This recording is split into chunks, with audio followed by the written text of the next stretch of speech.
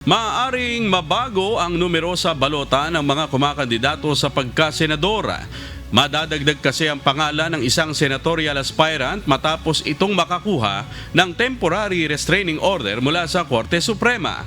Isa pa sa maaaring makaapekto sa numbering sa balota ay kung itutuloy ni former Senator Chavit Singson ang pag-atras nito sa senatorial race. Samantala, target naman ng COMELEC na muling umpisahan ang pag-iimprenta ng mga balota sa Lunes, January 20. Matapos itong pansamantalang itigil dahil sa TRO na inilabas ng Supreme Court.